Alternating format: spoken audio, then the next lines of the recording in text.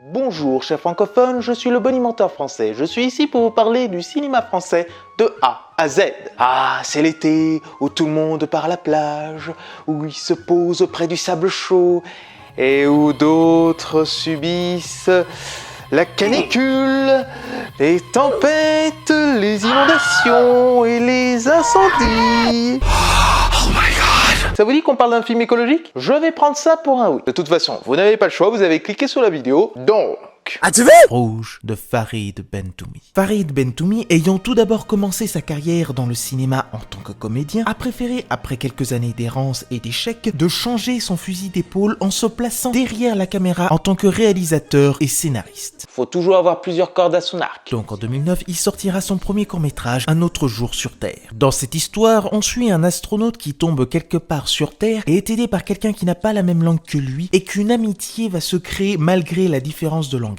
Déjà avec ce court-métrage, le réalisateur veut montrer que la discussion entre personnes d'autres horizons et d'autres langues peut se faire. Puis l'année d'après, il fera un documentaire pour parler de sa famille et de sa relation franco-algérienne avec le métrage El Migré, qui lui permettra par la suite d'en faire un film, mais on va y revenir. Donc il continuera sa route en allant faire quelques tournages en tant qu'acteur et en sortant 2 nouveaux courts-métrages pour qu'il puisse enfin sortir en 2016 son premier long-métrage très inspiré de sa vie et de sa famille, Good Luck Algeria.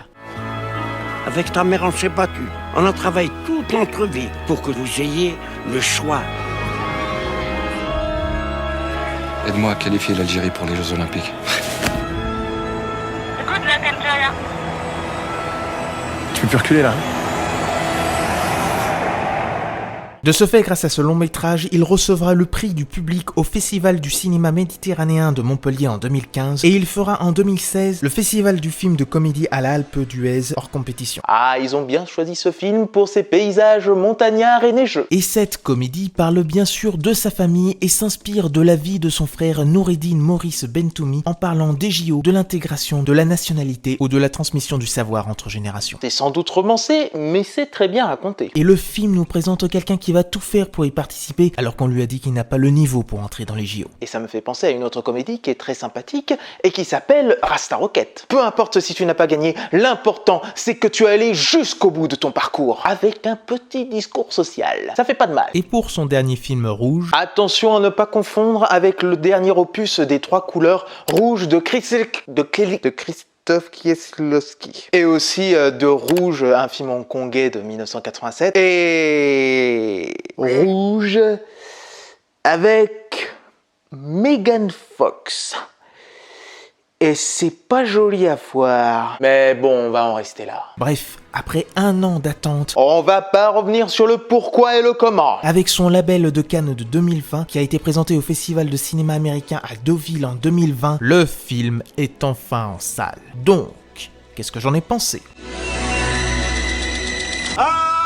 Rouge est vraiment un film d'enquête politico-écologique qui me rappelle ces grands films d'investigation français sur des sujets sensibles en rapport avec l'état de la corruption de l'entreprise en plus de ses conséquences comme 1000 milliards de dollars de Henri Verneuil.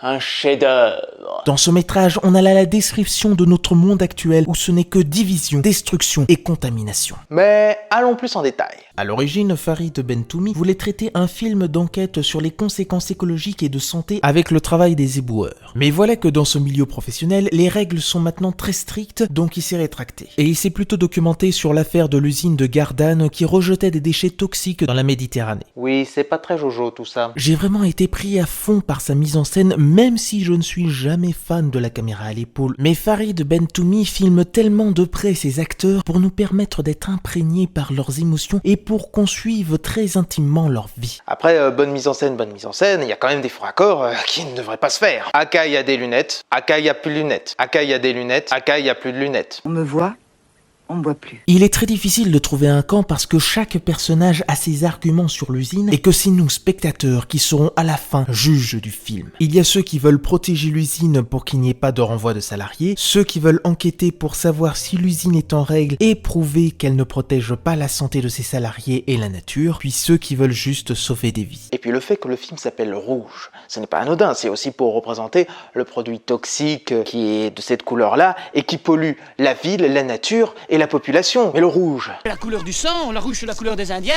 C'est un clou de la violence. Pour ce qui est des acteurs, Samy Bouajila, qui était déjà génial dans le précédent film du réalisateur, est encore une fois épatant dans ce rôle de syndicaliste essayant de tout faire pour que l'usine reste ouverte, malgré le fait qu'on est tout petit par rapport à ce monde où tout n'est que mondialisation et délocalisation. Je vous conseillerais toute la filmographie de Vincent Lindon parce que il a presque fait que ça. Sauf pour mon cousin où là, il est complètement à l'opposé. Regardez ma vidéo. Et son personnage doit aller à des extrémités pour protéger l'entreprise. Le rôle de Céline Salette est intéressant parce qu'il décrit bien la situation du journalisme à notre époque et de la difficulté d'être indépendant. Et puis, comme pour Good Luck Algeria, elle est enceinte pour montrer que son but est d'aider les générations prochaines. Bien que des fois, il faut aller vers des extrémités pour que l'affaire avance et fasse le buzz dans les médias et sur internet. On a parfaitement la Élise Lucet de la fiction. Et la relation entre elle et Zita me fait étrangement penser à la relation qu'il y avait eu pour Al Pacino et Russell Crowe dans le film Révélation de Michael Mann. Un film très sous-estimé. Olivier Gourmet dans le rôle du salopard de PDG lui voit très bien en allant sur le côté du patron paternaliste. Mais celle qui porte le film du début jusqu'à la fin et qui nous tient en haleine avec son jeu impeccable, c'est bien Zita Enro. Elle joue une infirmière de travail qui, après avoir fait un burn-out dans un hôpital, décide de revenir là où elle est née et que son but premier dans son nouveau job est bien évidemment de protéger la santé des salariés de l'entreprise. On devrait être en accord avec elle, mais même elle va à des extrémités pour les aider. Je crois que je me répète un peu trop. No shit. Et même si le réalisateur dit qu'il n'y a pas de discrimination sur le fait qu'il y ait une femme dans une entreprise remplie d'hommes et qu'elle est considérée comme une salariée, je ne peux oublier le fait qu'elle est quand même rentrée dans l'usine grâce à son père, et non grâce à ses compétences. Peut-être que je vais trop loin, mais ça me fait penser au rôle de Jodie Foster dans Le Silence des Agneaux, où elle est la seule femme flic et qu'elle doit prouver qu'elle est une personne forte dans ce monde patriarcat. Ah, le vilain mot. Ça dépend pour qui va me poser des problèmes. Mais voilà, c'est la façon dont le métrage me l'a montré. Et j'aime bien la relation entre elle et son père, où ils sont diamétralement opposés mais s'aiment. On a ce qu'on appelle un véritable paradoxe. En vrai, il y a plein de thématiques intéressantes comme la façon dont on protège la nature, mais que nature, santé et travail n'arrivent pas à être compatibles. Il y a aussi le sujet des partis politiques qui ne sont plus du tout légitimes, et aussi que pour que le gouvernement bouge, il faut faire le plus de bruit possible. Si ça ne fait pas assez de bruit, le sujet n'est pas assez entendu. Enfin bon, quand il y a un président qui meurt, c'est plus important que de parler d'une usine qui brûle et qui pollue. Le pouvoir de la pomme,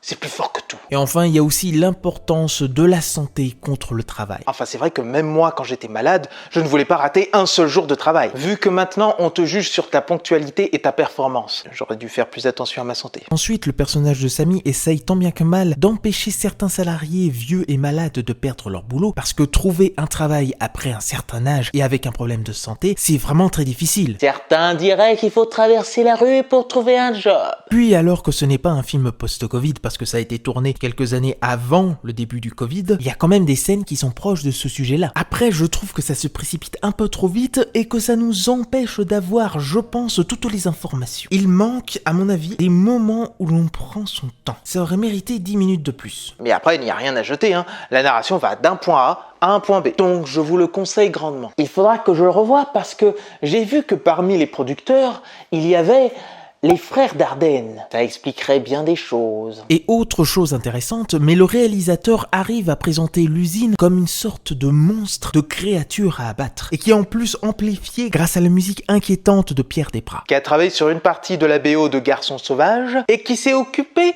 de toute la musique du film Ultra Pulp. Ah, c'est quelque chose. En vrai, la santé et la nature sont plus importantes que le travail, mais en même temps, travailler te permet de vivre. En gros, on est dans un cercle vicieux sans fin où chaque camp a ses arguments, mais que malheureusement ils ne peuvent s'entendre. Sauf pour sa fin, bien que ces personnes représentent dans la réalité peut-être 1% de la population. Ah putain, ça me donne un de ces mal de tête.